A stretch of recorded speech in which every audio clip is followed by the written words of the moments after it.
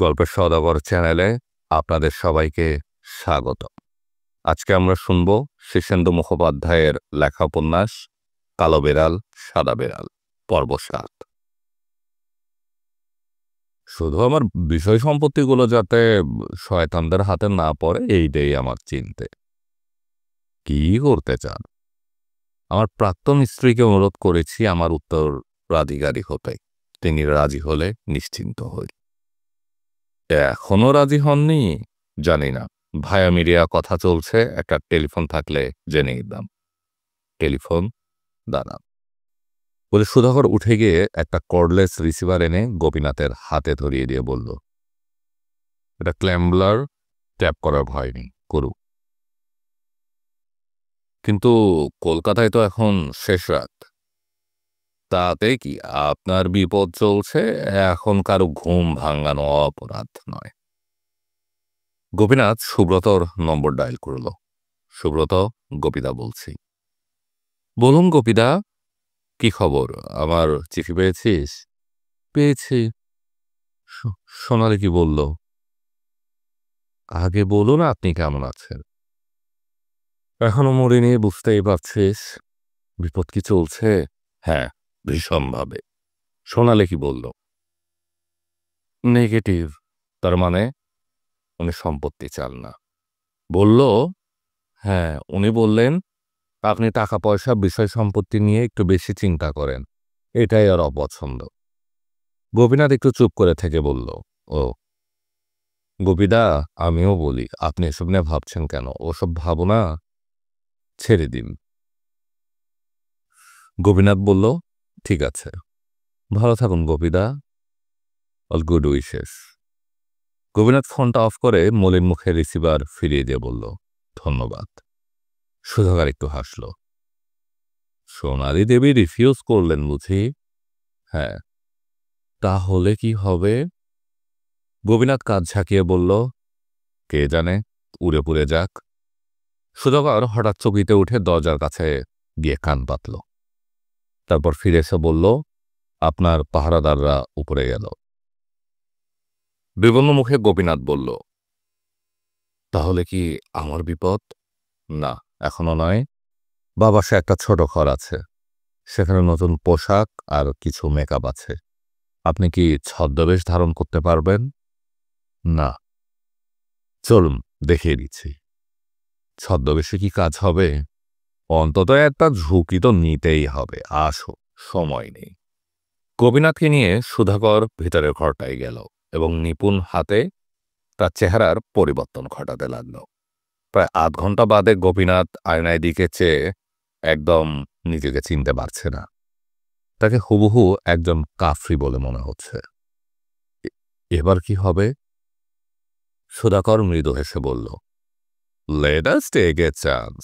আপনাকে এ বাড়ি থেকে বের করে নিতে হবে। আসো। সুধাকরের পিছু পিছু গোপীনাথ বেরিয়ে এলো। সঙ্গে সঙ্গেই আর একটা দরজা দিয়ে একটি মেয়ে বেরোলো অন্য ঘর থেকে। আপনি মেয়েটার একটা হাত ধরে ধীরে সুস্থে নামো, তাড়াহুড়া করবেন না। ঠিক আছে।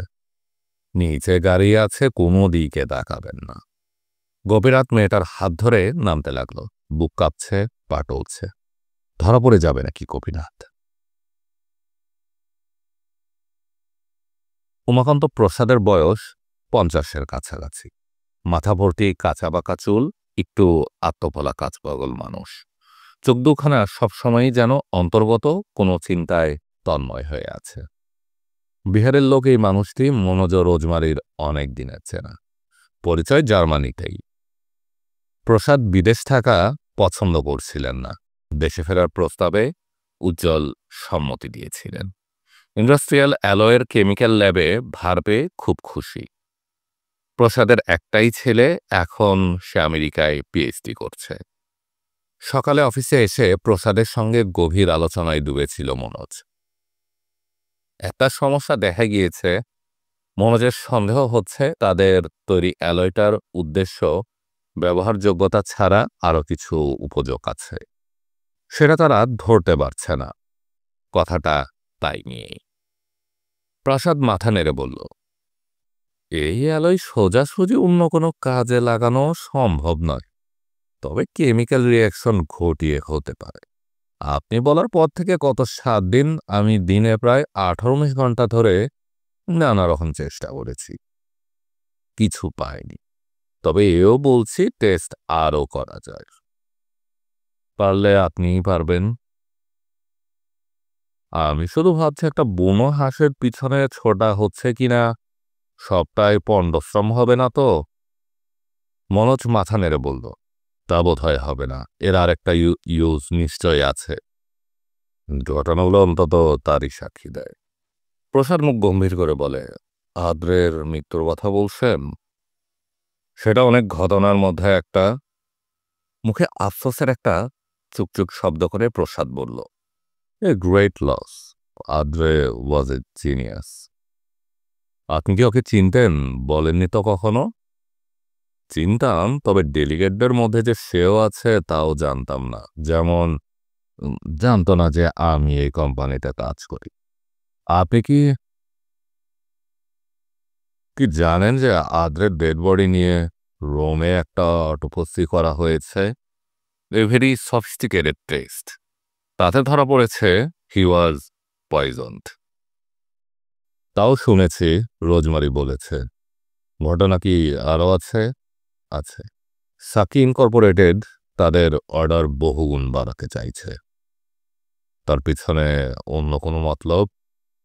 ঠিক তাই। সাকি জানায় এ প্রায় তার 10 গুণ। খবরটা ব্যবসার পক্ষে নিশ্চয়ই ভালো, কিন্তু আরো ভালো হয় যদি তাদের মতলবটা আমরা বুঝতে পারি এবং তাদের জিনিসটা তৈরি করে বাজারটা ধরে ফেলি। Wise of you. সেজন্যই তো আপনাকে খাটাচ্ছি। প্রসাদ মৃদু হেসে বলল, খাটতে আমার কোনোদিনই আপত্তি নেই। কাজ ছিল, কাজ তো আমি ভালোবাসি, কিন্তু এ ব্যাপারে আমার চেয়ে অনেক বড় এক্সপার্ট ছিল আদ্রে। তা তো ঠিকই, কিন্তু আদ্রে আমাদের নাগালের বাইরে। প্রসাদ একটু ভাবল, তারপর বলল, আরেকজন আছে। কে সে? তার নাম গোপীনাথ বসু। হ্যাঁ হ্যাঁ, নাম শুনেছি, কিন্তু তিনি তো আদ্রের লাইনের লোক নন। প্রসাদ মাথা নেড়ে বলল, না, তবে গোপীনাথ হ্যাজ ওয়েন্স কোয়ালিটিস, আর তার একটা কারণ হলো সে আদ্রের বন্ধু। আপনি এত সব জানলেন কি করে? আদ্রে আমার বন্ধু, গোপীনাথও আমার খুব চেনা। তারা দুজনেই সাক্ষীতে কাজ করত। ইনফ্যাক্ট সাক্ষীতে আদ্রেকে ঢুকিয়েছিল গোপীনাথই। বিশাল কোম্পানি, অনেক প্রজেক্ট। জানি, আমরা সাকির সঙ্গে বিজনেস করি। আপনি কি তা জানেন না? প্রসাদ মাথা নেড়ে বলে, আমি ল্যাব নিয়ে পড়ে থাকি, বিজনেসের খবরে আমার ইন্টারেস্ট নেই। তবে গোপীনাথ বসুর সঙ্গে যদি যোগাযোগ করতে পারেন, he may be some of help. Prasad একটু ভাবল, তারপর মাথা নেড়ে বলল, না, তবে হয়তো একটা হিন্ট দিলেও দিতে পারে। One hint will be enough for me. আমি অন্ধকারে ঢিল ছুটছি, কি করতে চাইছি তাই তো জানি না। মনোজ ভ্রু কুচকে রইল কিছুক্ষণ, তারপর অসহায়ভাবে মাথা নেড়ে বলল, আমিও জানি। আপনি কি গোপীনাথ বাবুর সঙ্গে যোগাযোগ করতে পারবেন? প্রসাদ একটু হাসল। দেয়ার ইজ এ ওয়ে, কিন্তু সেটা কতটা প্র্যাকটিকেবল হবে সেটা তো জানি না। কি বলুন তো? আপনার পার্সোনাল অ্যাসিস্ট্যান্ট মিস সোম গোপীনাথের এক্স ওয়াই। মনোজ অবাক হয়ে বলল, তাই নাকি? তাহলে তো, বলেই মনোজ টেলিফোনের দিকে হাত বাড়াচ্ছিল। প্রসাদ হাত তুলে মৃদু হেসে বলল, don't be hasty, let us ask her. Prasad মাথা নেড়ে বলল, ওদের সম্পর্কটা এখন ভীষণ সেন্সিটিভ, কেউ কারোর নাম শুনতে পারে না। তাহলে মিস সোম আপনাকে হেল্প করবে না, তবে she may give us the telephone number of Gopinath. কিন্তু ও কাজটা আমি করব। মনোজ বলল, ঠিক আছে। প্রসাদ মৃদু হেসে উঠল, বলল, গোপীনাথ যদি ভাইটাল হিন্টটাও না দেয় তাহলেও আমি হাল ছাড়ছি না, চিন্তা করবেন না। আচ্ছা, থ্যাংক ইউ। প্রসাদ একটা দীর্ঘ নিঃশ্বাস ফেলে বলল, যদি একটা অত্যাধুনিক ল্যাব এবং যন্ত্রপাতি পেতাম তাহলেও না হতো। আমাদের ল্যাব তেমন সফিস্টিকেটেড নয়। মনোজ গম্ভীর মুখে মাথা নেড়ে বলল, ঠিকই বলেছেন, তবে যতদূর যা করা যায় তারপর দেখা যাবে। প্রসাদ চলে যাওয়ার পর অনেকক্ষণ চুপ করে বসে রইল মনোজ। একটু অবাক লাগছে। সোনালী গোপীনাথ বসুর স্ত্রী, কি আশ্চর্য! গোপীনাথ মস্ত মানুষ, জিনিয়াস। সোনালী এলো আর আধা ঘন্টা পরে, কয়েকটা জরুরি চিঠিপত্র সই করাতে। সইগুলো দিয়ে মনোজ হঠাৎ করে বলল, মিস সোম, বসুন, একটু কথা আছে। সোনালী হয়তো অবাক হলো, তবু বসল। মনোজ ভদ্রতা বজায় রেখে আর চোখে সোনালীর মুখখানা লক্ষ্য করে নিল। মুখখানা ঠিক স্বাভাবিক নয়, এমনিতেই সোনালীর মুখটা বেশ গম্ভীর। তারপর এখন একটা বিষাদের ভাব যুক্ত হয়েছে। প্রসাদ সাবধান করে দিয়ে গেছে, তবু মনোজ কথাটা উত্থাপনের লোভ সামলাতে পারল না। একটু দ্বিধা ও দোলচালের পর বলল, মিস সোম, আমি যদি দুই একটা কথা জিজ্ঞেস করি তাহলে কিছু মনে করবেন? সোনালী একটু অবাক হয়ে বলল, কি কথা? একটু পার্সোনাল। পার্সোনাল মানে রিগার্ডিং এ পার্সন। পার্সনটিকে? গোপীনাথ বসু। হঠাৎ তার কথা কেন? মনোজ একটা দীর্ঘ নিঃশ্বাস ফেলে বলল, we are in a jam, short of jam. আমাদের প্রোডাকশন কিনে নিয়ে কেউ অন্যরকম কিছু কাজ করছে। কিন্তু এই সবের সঙ্গে তো আমার কোনো সম্পর্ক নেই। হয়তো একটু আছে, কিন্তু সে কথা পরে, আমাদের সমস্যাটার কথা একটু বুঝে দেখো। আমাদের ধারণা হয়েছে অ্যালয় থেকে কেউ আরো কোনো একটা প্রফিটেবল জিনিস তৈরি করছে, সেটা পড়ছে সাক্ষী। সোনালী গম্ভীর থেকে গম্ভীরতর হয়ে যাচ্ছিল, বলল, কিন্তু আমি কি করতে পারি? এ ব্যাপারে সবচেয়ে বেশি সাহায্য করতে পারত আদ্রে। ইনফ্যাক্ট কাজটা সেই করছিল, কিন্তু আদ্রে এখন আমাদের ধরাছোঁয়ার বাইরে। আদ্রে ছাড়া আর যে পারে সে হলো গোপীনাথ বসু। সোনালী হঠাৎ শুকনো মুখে দাঁড়িয়ে বলল, আমি ব্যাপারে কিছুই করতে পারি না। মনোজ অপ্রতিভ হয়ে বলল, আই এম সরি, কিন্তু আমি ভেবেছিলাম। সোনালী সামান্য হাফ ধরা গলায় বলল, দেখুন, আমি অফিসিয়াল কাজকর্মের বাইরে যেতে চাই না। মনোজ বেকুবের মতো চেয়ে রইল। প্রসাদের নিষেধাজ্ঞা লঙ্ঘন করাটা মস্ত ভুল হয়ে গেল হয়তো। বড্ড বোকা লাগলো নিজেকে। সোনালী বলল, আর কিছু বলবেন? না না, আপনাকে ডিস্টার্ব করেছে বলে ক্ষমা করবে। সোনালী আর একটা কথা না বলে নিজের ঘরে চলে গেল। মনোজ ঘটনাটা মন থেকে ছেড়ে ফেলার জন্য এক কাপ কফি খেল। তারপর কাজকর্ম নিয়ে ব্যস্ত হয়ে পড়ল। বিকেলের দিকে পিয়ারও সুব্রতর একটা ফোন এলো। স্যার, একটু আসতে পারি? এসো। সুব্রত এলো। ছেলেটিকে মনোজের বেশ পছন্দ, স্মার্ট, চটপটে, হাসি খুশি। বসে হাসি মুখে বলল, আপনি কি কারো সম্পর্কে কোনো ইনফরমেশন চান? বুঝতে না পেরে মনোজ বলল, কার কথা বলছো? সুব্রত সামান্য দ্বিধা করে বলল, শুনলাম আপনি গোপীনাথ বসুর ইনফরমেশন চাইছেন। মনোজ বলল, চাইছিলাম, কিন্তু তোমাকে কে বলল? মিস সোম। মনোজ অবাক হয়ে বলে, মিস সোম? আশ্চর্য, উনি তো মনে হলো গোপীনাথ প্রসঙ্গে অসন্তুষ্টই হলে। সুব্রত মাথা নেড়ে বলল, শি হ্যাজ হার গ্রালস। তুমি কি করে জানো? আমি বলতে এসেছি যে গোপীনাথ বসু টেলিফোনে অ্যাভেলেবেল নন। কেন, ওর টেলিফোন নেই? আছে, কিন্তু উনি একটা ভয়ঙ্কর বিপদের মধ্যে আছে। তুমি কি করে জানলে? গোপীনাথ বসুকে আমি ছেলেবেলা থেকে চিনি আর দাদা বলে ডাকি। ও, দ্যাটস গুড। কিন্তু বিপদের কথা কি বলছিলে? উনি একটা ষড়যন্ত্রের শিকার হয়েছেন। আপাতত ওর প্রাণ সংশয়। মনোজ একটু ভাবল। গোপীনাথ বসুকে সে ব্যক্তিগতভাবে চেনে না, সুতরাং তার বিপদে বিচলিতও সে হচ্ছিল না। সে বলল, বিপদটা কিরকম এবং কেন তা জানো? খানিকটা জানি। ভিকিস মব নামে একটা গুন্ডার দল ওকে চেজ করেছিল। তারপর সাক্ষীর কর্তারাও ওর পিছনে মাফিয়া লাগিয়েছে। কিন্তু কেন? কারণ হলো আদ্রের মৃত্যু এবং তার গবেষণার কাগজপত্র। গোপীদাস সেগুলো নিরাপদে রাখতে গিয়ে উল্টা বিপদে পড়েছেন। মনোজ কিছুক্ষণ চুপ করে থেকে বলল, বেঁচে আছেন কিনা জানো? যেরকম গুন্ডার কথা বলছো তাদের তো মনে হচ্ছে মর্টাল ডেঞ্জারের মধ্যে আছে। হয়তো তাই। মনোজ একটু কাঁধ ঝাঁকিয়ে বলল, তুমি আমার হয়ে সোনালীকে বলো যে প্রসঙ্গটা উত্থাপন করেছি বলে আমি দুঃখিত। ঠিক আছে স্যার, আমি বলে দিব।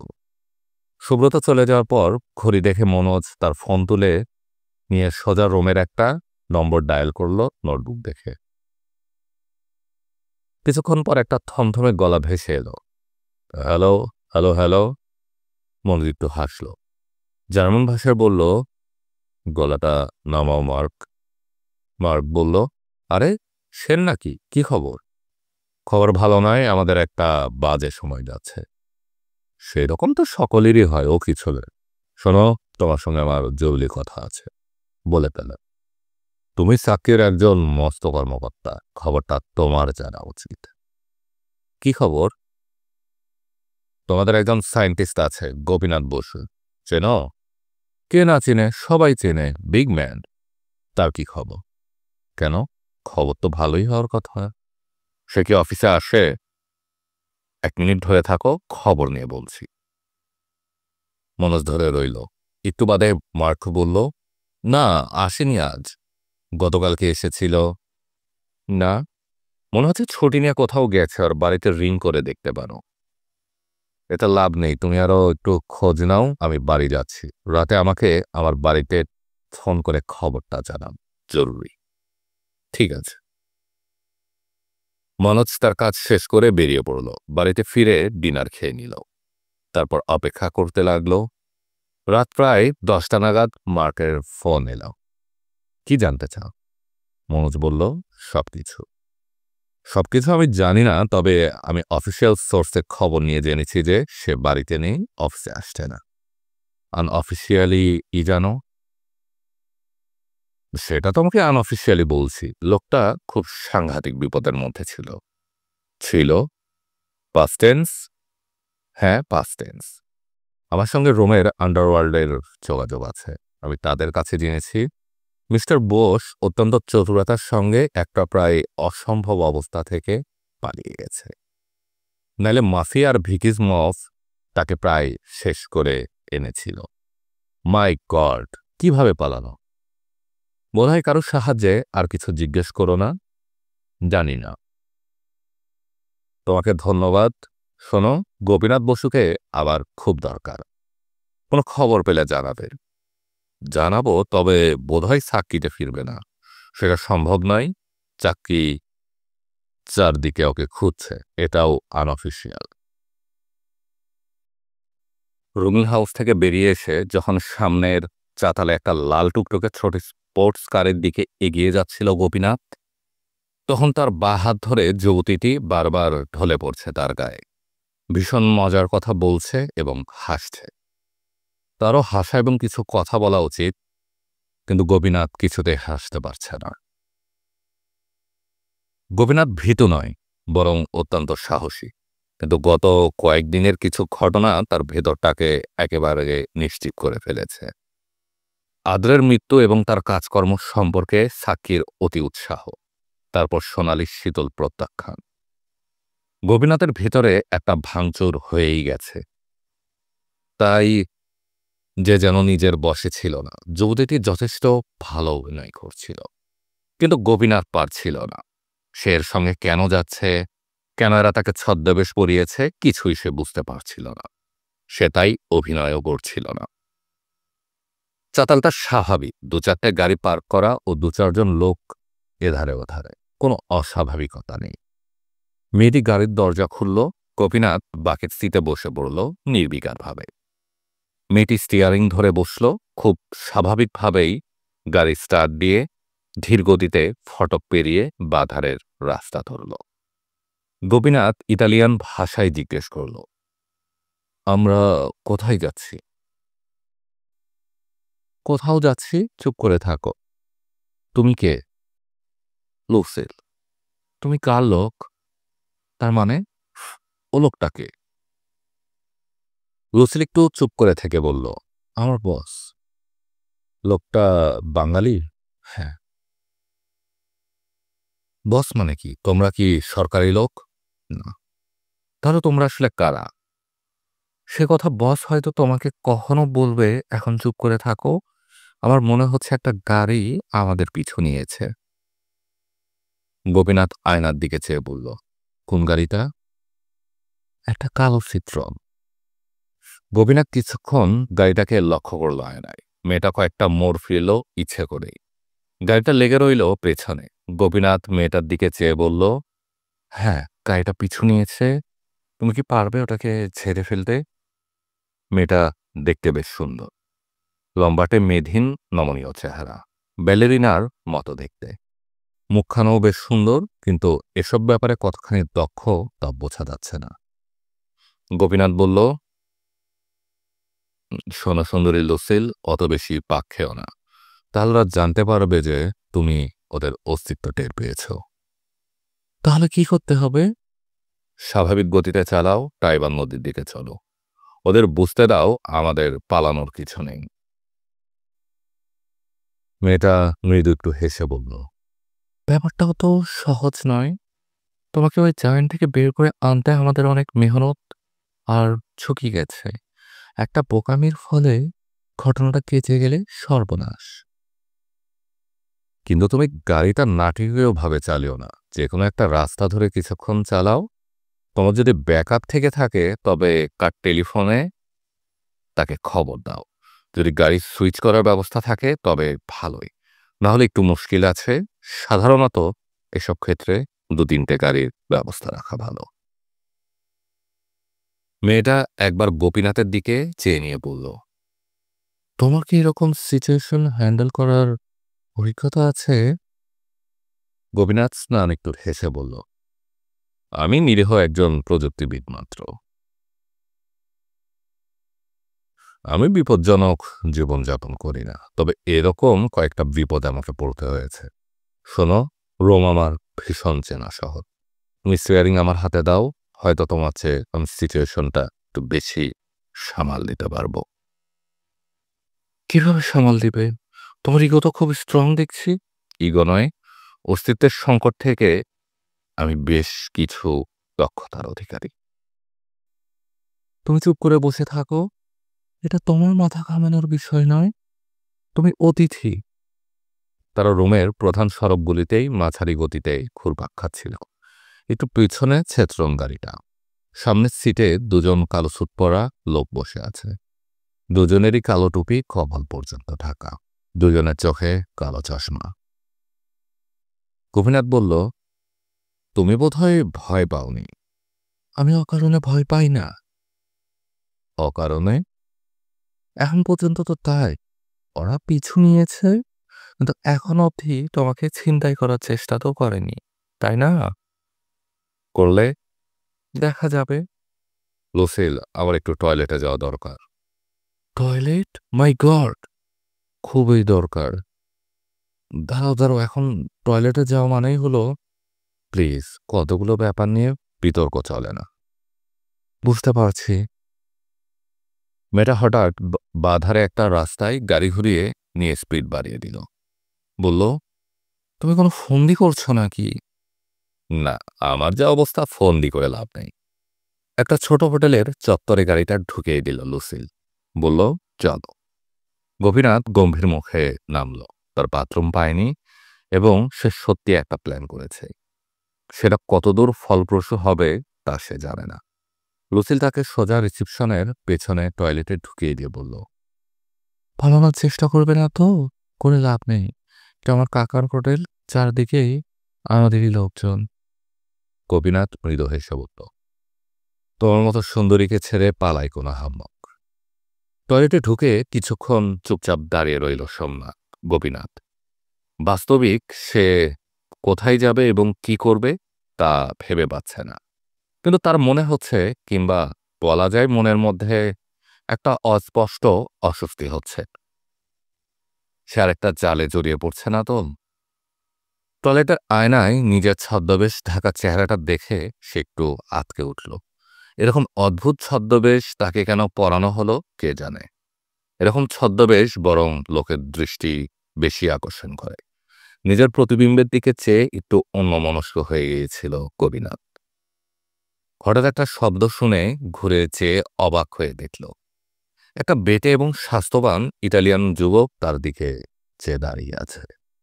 গোপীনাথ বিরক্ত হয়ে বলল, কি চা? তুমি একটু বেশি সময় নিচ্ছ। তাতে কি, আমার কোথাও যাওয়ার তাড়াহুড়া নেই। তুমি কে?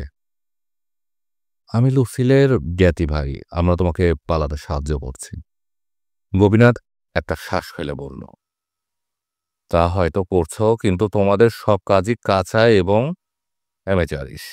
আমাদের ফলো করতে এসেছে একটা চিত্রণকারী। লুসিল সেটাকে ঝেড়ে ফেলতে পারেনি। তারপর কোথাও গাড়ি সুইচ করার ব্যবস্থা রাখেন। আমাকে এরকম কাফি সাজানোর মানেই বাকি। ওসব জানি না। আমাদের যা করতে বলা হয়েছে আমরা তা অক্ষরে অক্ষরে করছি। এই অপারেশনটা করাচ্ছে কে? আমাদের বস। তোমরা কারা? হয়তো তোমার বন্ধু।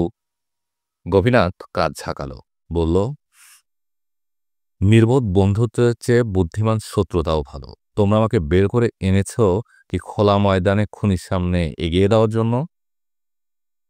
আমাদের বস যদি তা চান তাই হবে। তোমাদের বসের সঙ্গে আমার দেখা হওয়া দরকার। কে তোমাদের বস? বিগম্যান, এখন চলে এসো। আমাদের অনেক জায়গায় যেতে হবে। গোপীনাথকে নিয়ে ছেলেটি বেরিয়ে এলো। বাইরে মেয়েটা রিসেপশনের চেয়ারে বসে মন দিয়ে কিছু একটা নোট করছিল। একবার চোখ তুলে তাকালো, মুখে একটা তাচ্ছিলের হাসি এসে বলল, ভয় পেয়েছ নাকি?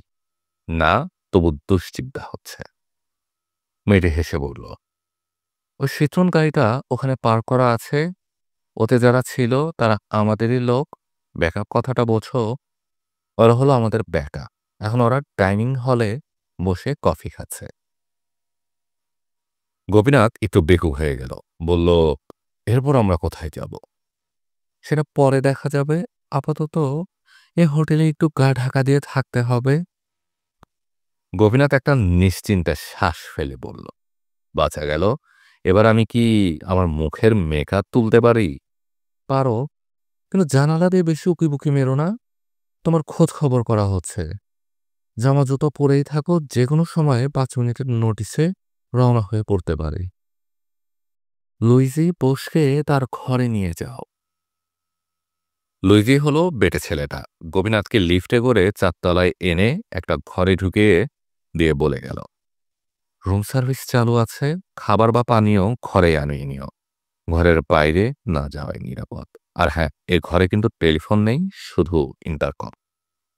গোপীনাথ বিরক্ত হয়ে বলল, কেন নেই? নিরাপত্তার কারণে। টেলিফোন কল ট্রেস ব্যাক করা যায়। ঝুঁকি নেওয়ার দরকার কি? গোপীনাথ ঘরের দরজা বন্ধ করে দিল। বাথরুমে গিয়ে অনেকক্ষণ সময় নিয়ে মেকআপ তুলল। জামাকাপড় বদলানোর উপায় নেই, তাই ঘরের বিছানায় জামাকাপড় সমেত শুয়ে রইল কিছুক্ষণ। তার বিশ্বাস হচ্ছে না যে ওই বাঙালিটি নিছক তাকে বিপদ থেকে বাঁচানোর জন্য এতটা ঝুঁকি নিয়ে উদ্ধার করে এনেছে। বরং এর পিছনে আর একটা চক্র যে ক্রিয়াশীল হয়ে উঠেছে তাতে সন্দেহ নেই। এত তাড়াতাড়ি সবাই স্বার্থের গন্ধ কি করে টের পেয়ে গেল তা বুঝতে পারছে না গোপীনাথ। এই গণ্ডিবদ্ধ জীবনটাও তার ভালো লাগছে না। তাকে নিয়ে কিছু ঘটনা ঘটছে যেগুলোর উপর তার কোনো নিয়ন্ত্রণ নেই। এটাই বা সে মেনে নিবে কি করে? ঘণ্টাখানিক বাদে সে রুম সার্ভিসকে ডাকল ইন্টারকমে।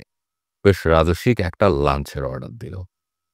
যতদূর সম্ভব এদের ঘাড় ভাঙা যাক। লাঞ্চ আসতে সময় লাগলো প্রায় 40 মিনিট। সত্যি এলাহি লাঞ্চ। 3জন ওয়েটার 3টা ট্রেতে বই নিয়ে আনলো। ইটালিয়ান আর ফরাসি খাবার। গোপীনাথ খেল, অনেক খেল। এত খাওয়া একজনের পক্ষে সম্ভব নয়। লাঞ্চের পর সে একটু ঘুমিয়ে নিলেও ঘুমের মধ্যে সে নানা ধরনের অদ্ভুত স্বপ্ন দেখল। স্বপ্নগুলোর কোনোটারই কোনো মানে হয় না, অসংলগ্ন প্রলাপের মতো। আপনারা শুনছিলেন শীর্ষেন্দু মুখোপাধ্যায়ের লেখা উপন্যাস কালো বেড়াল সাদা বেড়াল পর্ব 7। পরবর্তী পর্ব শুনতে আমাদের গল্পের সওদাগর চ্যানেলে চোখ রাখুন।